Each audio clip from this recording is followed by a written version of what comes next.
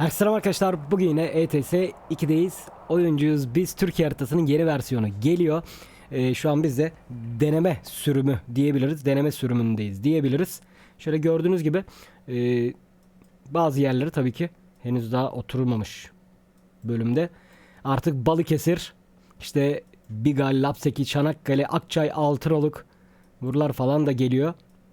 Geldi hatta diyebiliriz de sadece bazı eksiklikler var. Dediğim gibi biz deneme sürümündeyiz. Test ediyoruz yani. Bugün hatta Bandırma'dayız. Bandırma Otogar'dan başlayacağız. Biga Otogar, Lapseki Otogar, oradan da Gelibolu Otogar'a doğru şöyle bir rotamız olacak. Sadece şurada bir yol karışıyor. Burada tabelalara bakarak Gelibolu'ya gitmemiz gerekiyor. Yani bir yerden bir dönüş almamız gerekiyor. Onu kaçırmazsak sıkıntı yok. Kaçırırsak artık bir şekilde çözüm üreteceğiz yani. Artık Balıkesir Otogar da var. Şu an burada Otogar da yazmıyor ama Balıkesir Otogar da mevcut. Onu da kullanacağız. Orayı da oynayacağız.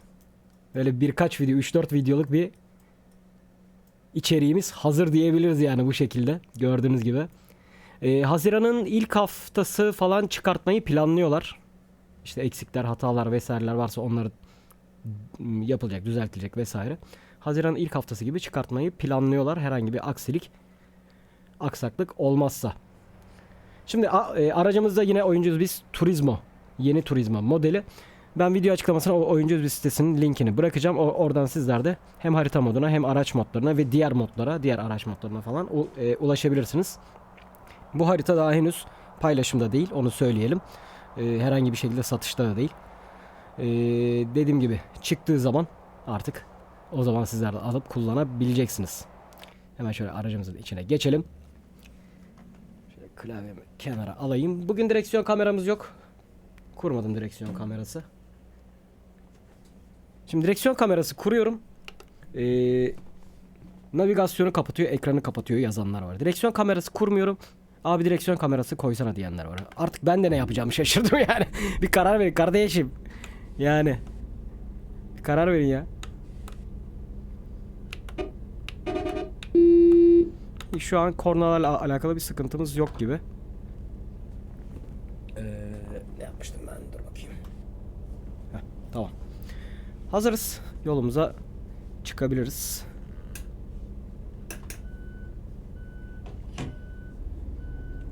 Haydi bakalım. Şey de kurdum. Kafa takip uygulaması var Steam'de. İndirdim bir demosunu. Kurdum. Yalnız benim kamera çok uzağımda kalıyor. Çok uzağımda kaldığı için algılamıyor. Yani çok aşırı hızlı tepkiler veriyor. Çok hızlı tepkiler verdiği için de pek bir işimize yaramıyor. Ona bir çözüm bulursam kafa takip kamerası da kullanacağım yani. Ama işte kamera dediğim gibi standta kullanıyorum sistemi. Standta da kullandığım için biraz fazla uzakta kalıyor. Allah! Lan üstüme dorse geliyor. Aa bak burada araçlar kayboluyor. Neyse bunu da videoda göstermiş olduk. Bak ses problemi var. Daha hala bu yapılmamış, düzeltilmemiş yani. Bu modlarla alakalı değil arkadaşlar. Hemen hemen her araç modunda. Geçenlerde mesela bir ses modu kullandık. Volvo'daydı. Volvo'da mı? Scania'da. Onda da mesela vardı. Bazı yorumlarda gördüm arkadaşlarımız yazmış. Oyunun orijinal araçlarında da olabiliyormuş. Bu arada navigasyonu biz çizdik ama dediğim gibi farklı bir yere götürüyor. Biz şuradan herhalde şöyle mi çıkacağız? Nasıl çıkacağız abi? Aynen şuradan Göbek'ten şöyle gideceğiz.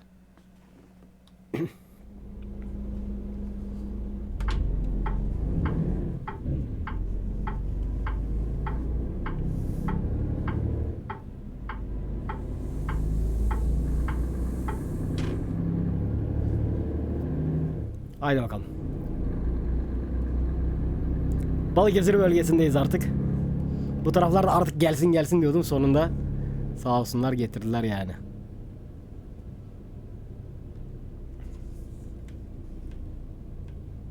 Bak şu an retardar sesim gelmiyor.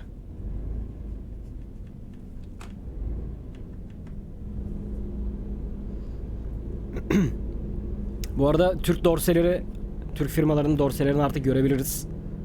Böyle gördüğünüz gibi. Medetoğulları, Barsan Global Lojistik. Bunlar da gelecek ve şöyle bir şey de var. Hani Türkiye haritasında nasıldı? 3 tane ayrı link indiriyordunuz. Birisi sarı klasördü falan. Kullananlar biliyordur. Artık o sistemi kaldırdılar. Tek dosya. Tek dosya indireceksiniz. Tek dosyayı aktif edeceksiniz. Tek bir tane SCS dosyası olacak yani artık.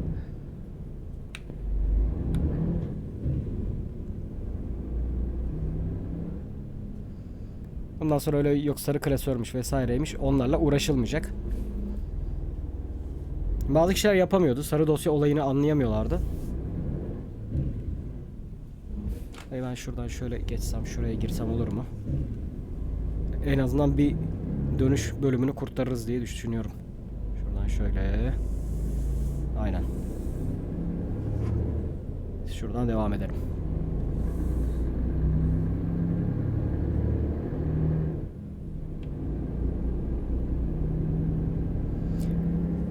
En sonki oynadığım grafik ayarlarıyla alakalı herhangi bir değişiklik yapmadım. Yapma fırsatım olmadı. Hani biraz daha detaylı belki bir şeyler yaparım diyordum ya. Herhangi bir değişiklik yapmadım. O yüzden daha onunla alakalı bir video şimdilik çekmiyorum. Çünkü geçen ne izlediyseniz tekrardan aynı grafikleri şu an kullanıyorum. Ekstra bir ayar vesaire bir önceki videodan itibaren yapılmadı yani. Ne Snowimo'nda ne Nvidia ayarlarında herhangi bir değişiklik yapmadım. Ayarları vesaireyi de dediğim gibi biraz daha kurcalamayı planlıyorum. Bazı gözüme takılan pürüzler var çünkü. Onları da yapayım. Belki daha farklı grafik modları da bulurum. Daha böyle hani dikkat çekici olur. Daha güzel olur belki. Onları da ayarladıktan sonra ondan sonra bir grafik ayarlarıyla ilgili video çekerim. İşte Snowmoon ayarlarım. Nvidia ayarlarım. Nvidia ekran kartı kullananlar için. AMD kullananlar için yapabileceğim bir şey yok.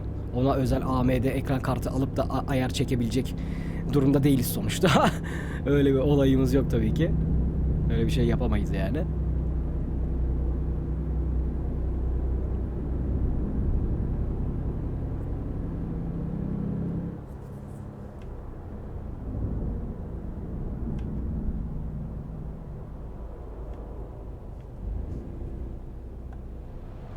Biraz camı açalım şöyle.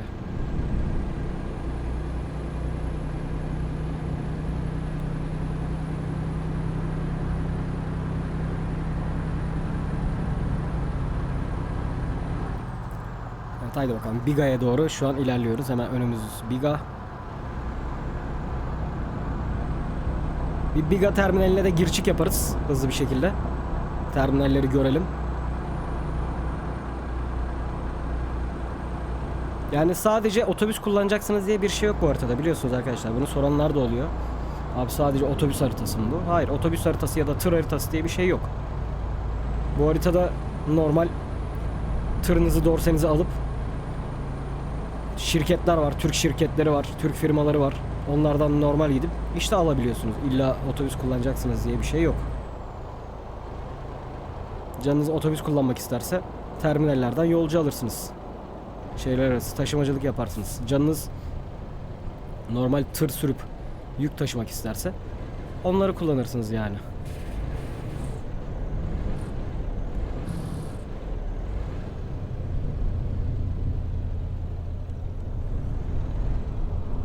Evet, otogara işaret attım ama neresi? Heh, sol taraf.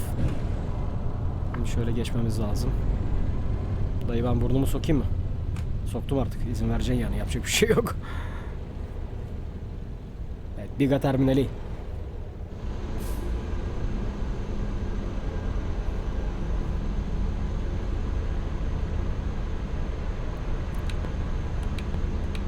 Bak korna sesi gelmiyor yine.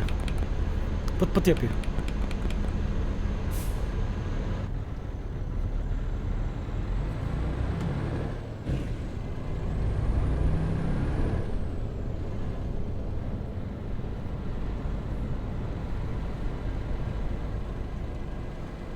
Evet sanırım nereden gireceğiz abi? Şuradan gireceğiz.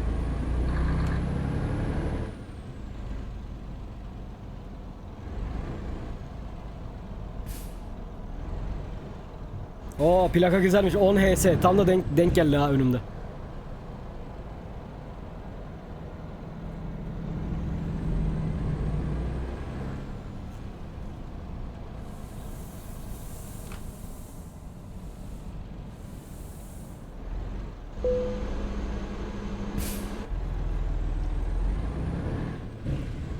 Evet, Biga terminali burası.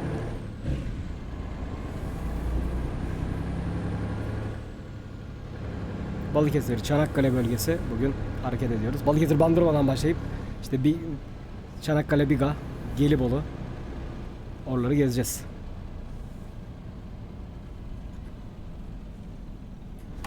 Şuralara giriş yok. O direksiyon son artık döndürmeye gelmiş. Son 1800 derecenin ta ucuna kadar getirmiş. Hala çevirmeye çalışıyor.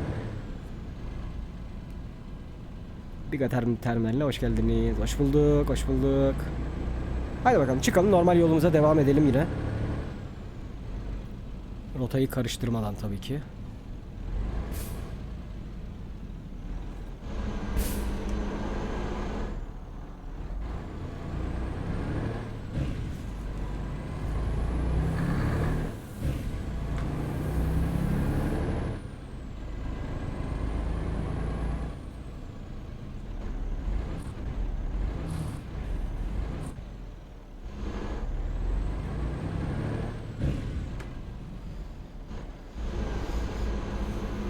Şöyle bakalım.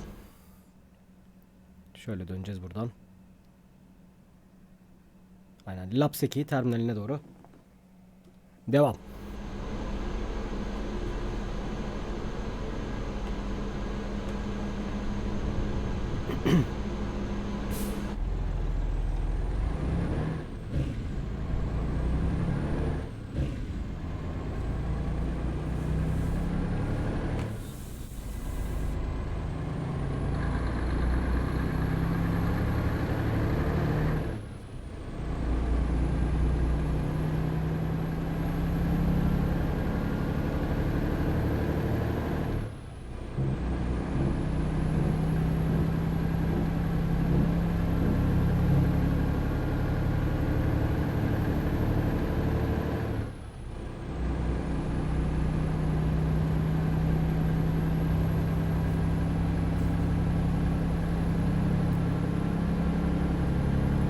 Şimdi asıl olay Lapseki'den sonra birazcık karışacak dediğim gibi.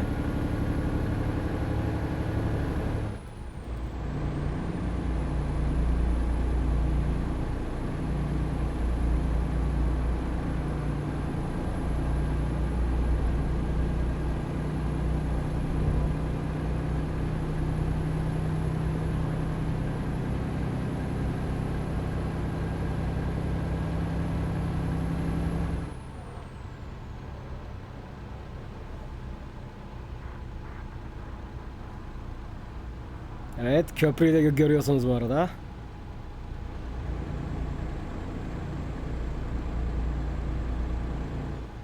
Lapseki'ye geldik. Şimdi terminal hemen şurada ileride olması lazım.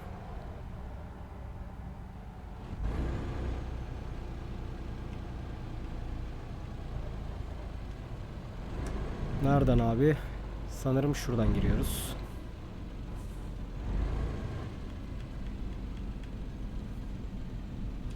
Aynen, otogar.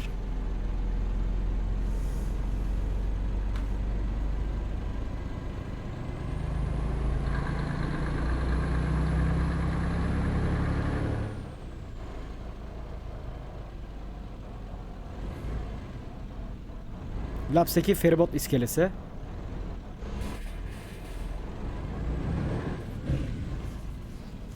Otogar girişi şöyleymiş ya, dur. Karıştırdık ortalığı.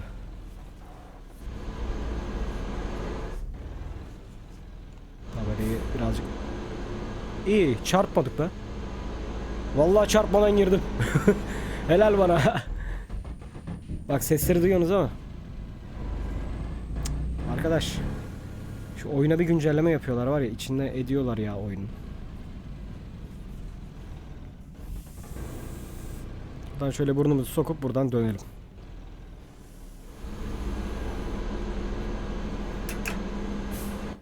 Bak, geri vites sesi bile gelmiyor.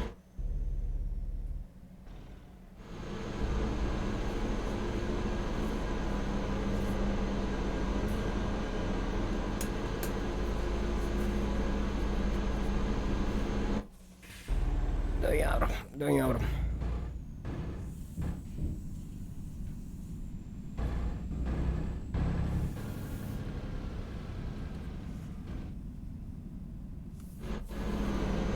Ne bak ya, dur bakayım. Şöyle yapsak. Hı.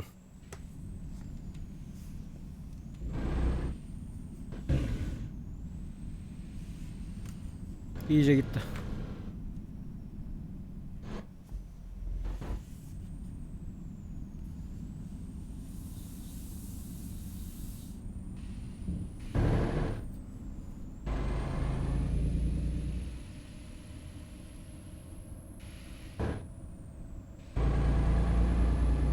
Bir düzel artık. Bir düzel artık.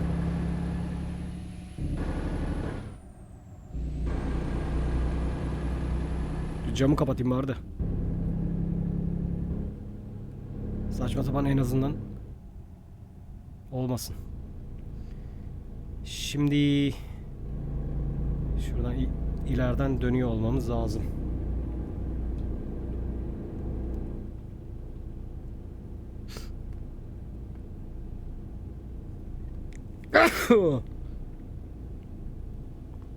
Yani şöyle olacak. Şuradan döneceğiz. Gelibolu tarafına. Şu işareti kaldır abi.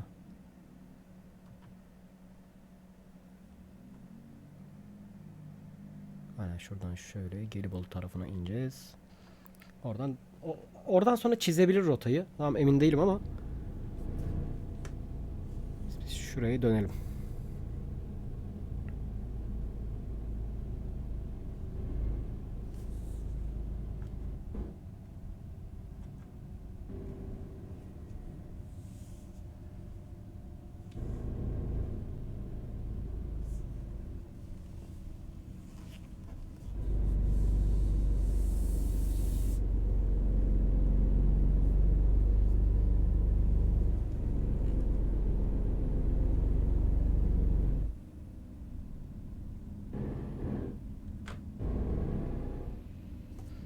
Bu ne abi ya? Vallahi iyice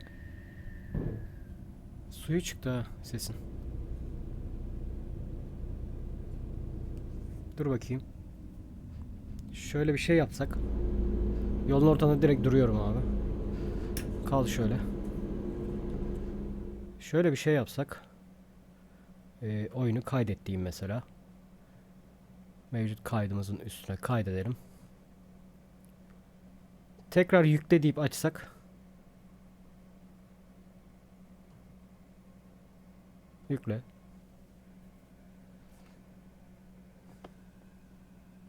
Dur bakalım olacak mı?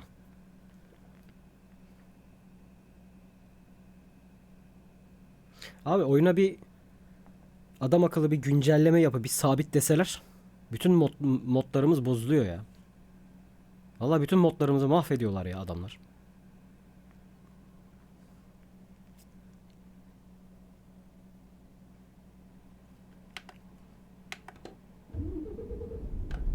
Hadi bakalım.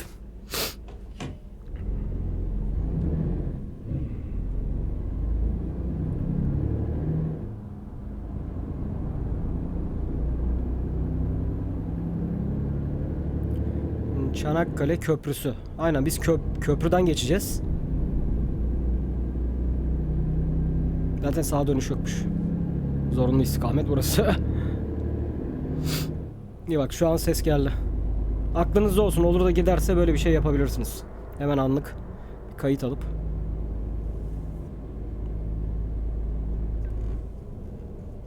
Evet, biraz sertmiş. Hoppa.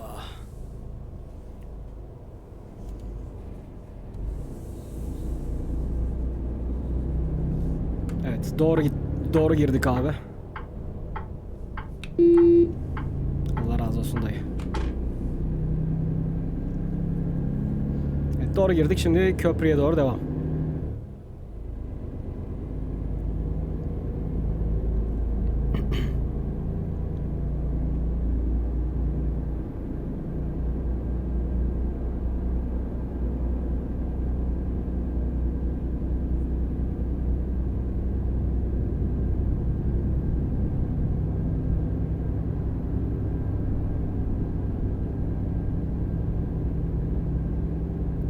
Batu Logistics.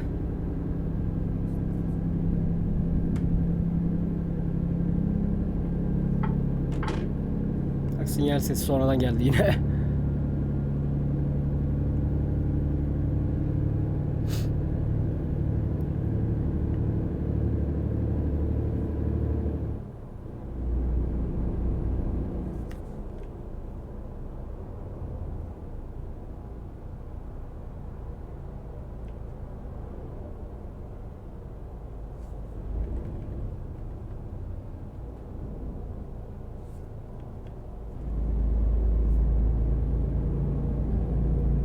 Kamberoğlu, ne atlıyorsun?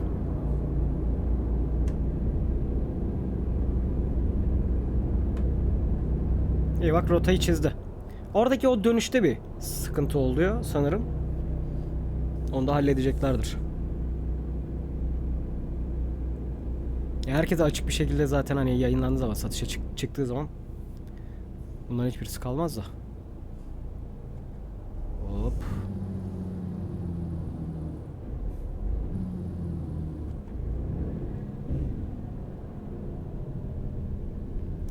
...1915 Çanakkale Köprüsü gişeleri.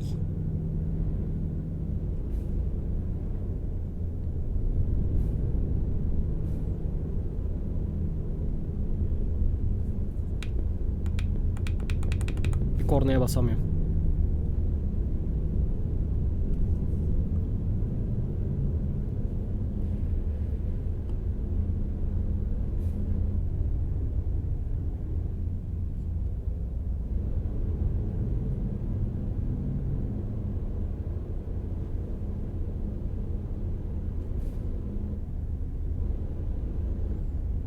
İyi, buradaki ekranı da çalıştırabildik ya.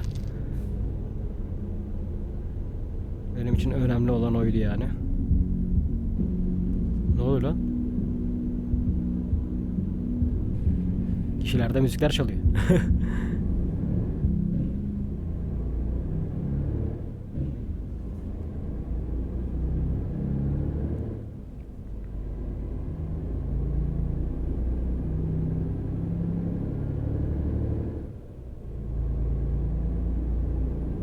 Bak, Türk firmalarının şeyleri.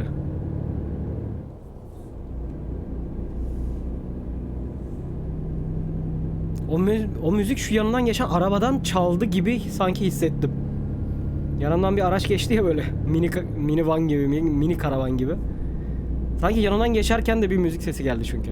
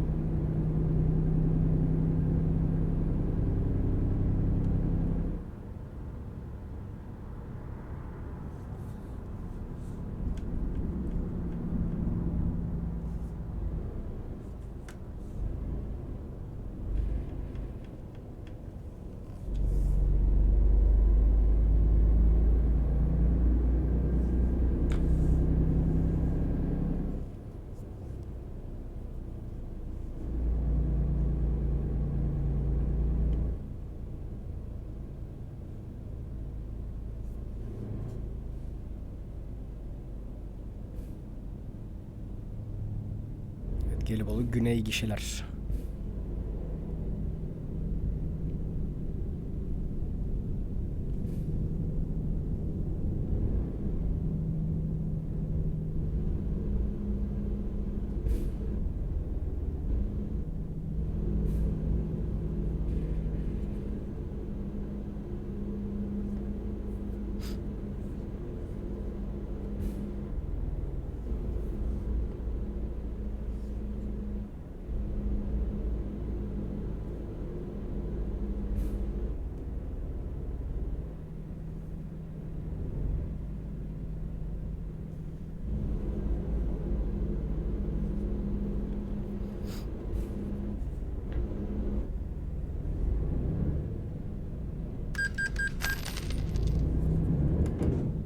Allah! Oğlum niye kapanıyorsun ya?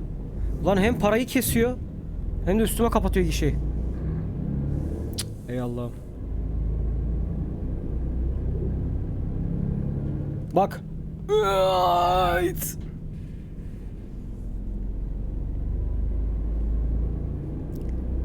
Abi bir tertemiz gidemeyecek miyim ben gideceğim yere, varacağım yere? Ha? Niye bana böyle şeyler yapıyorsunuz?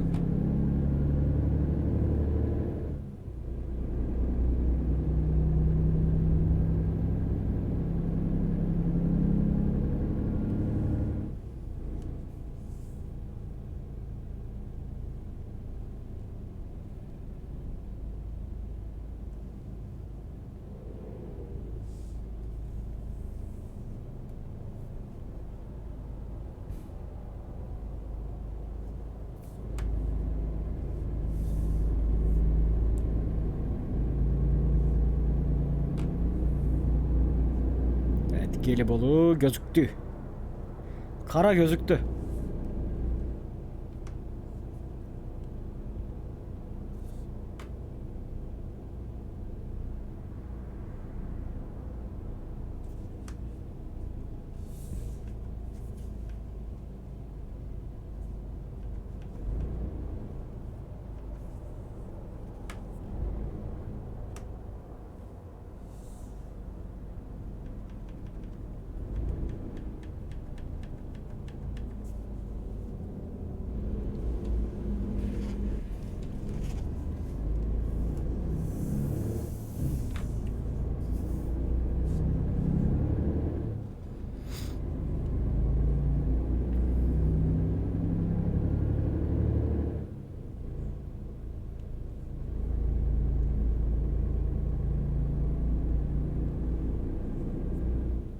Neymiş? Araç muayene istasyonu.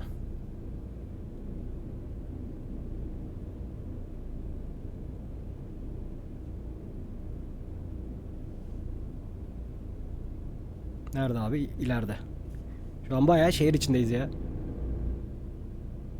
Buraları zaten bilenler, ben Gelibolu'ya hiç gitmedim, bilmiyorum. Bilenler varsa yorumlara yazabilirler. Orijinalliğini. Hani gerçeğe yakın. Şuralara benziyor, buraları benzemiyor gibi. Yorumlarda belirtebilirsiniz. Geçtiğimiz yerleri.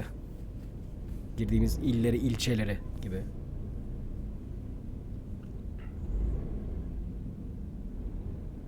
Bunlar park mı etmiş, kuyruk mu bekliyor? Ben anlayamadım.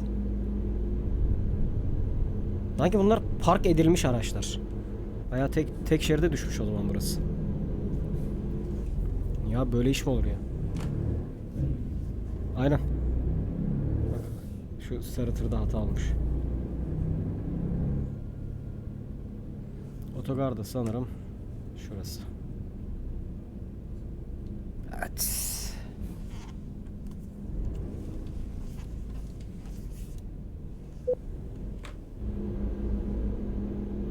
Aç dayı. Üstte bir şey yazdı ama tam okuyamadım. Burası Gelibolu, cesaretin varsa diye bir yazı yazdı ama tam olarak okuyamadım. Şuraya girelim biz de.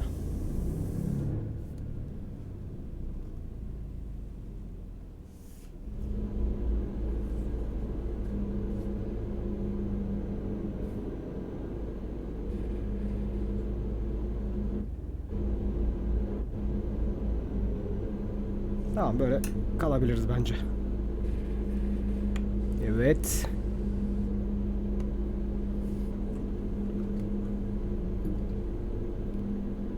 Şimdi şöyle klavyemizi yine alalım. Sıfır kameramıza geçelim. Oo, dışarıdan bayağı ses geliyormuş ya otobüsün. Sese bak. Bayağı ses geliyormuş. Şöyle stop edelim. Fena ses geliyor dışarıdan. Evet arkadaşlar, Gelibolu'ya da gelmiş olduk. Bak. Dış sesler kesiliyor. Cık. Aha. Otobüs geliyor. Alp Tur geliyor. Açın kapıları. Bakalım kaybolacak mı girince? Yani girse nereye girecek? Çok merak ediyorum. Hadi gir.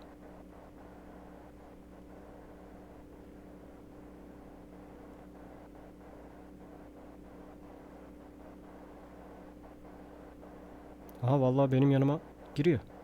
Peki ya ben oraya girseydim o ne yapacaktı? Vay oğlum bayağı girdi lan. Aa girdi geri çıkıyor hemen. Ama tersemesine çıkıyor. Ha. Bir an ışınlanıp kendini düze çeviriyor. Vay iyiymiş. Ama buradan böyle girip perona yanaşması falan güzel olmuş.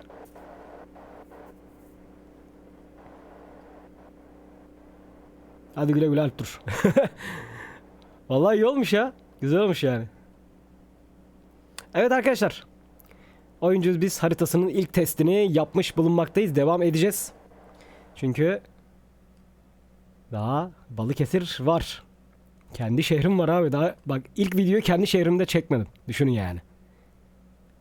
Daha Balıkesir otogardan başladı. Balıkesir'e gireceğiz. Oradan şey yapabiliriz işte. Balıkesir, Altınoluk, Akçay, işte Balıkesir, Soma. Yani bu yol aslında birazcık karışık. Şimdi Balıkesir, Soma dediğin zaman aslında bambaşka bir yol. Akçay, Altınoluk. Şuradan şöyle gelip normal şartlarda şöyle gitmek gerekiyor ama işte abi oyunun ölçeklemesi sıkıntı. Oyunun ölçeklemesiyle bu kadar olabiliyor yani. Çok iç içe girebiliyor bazı şeyler. Neyse yapacak bir şey yok. Buna da şükür abi.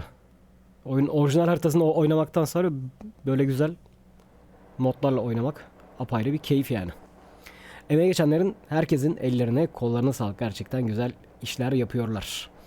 Evet izlediğiniz için teşekkür ederim. Beğendiyseniz beğen butonuna basmayı unutmayın. Bir sonraki videomuzda görüşmek üzere. Kendinize iyi bakın ve hoşçakalın.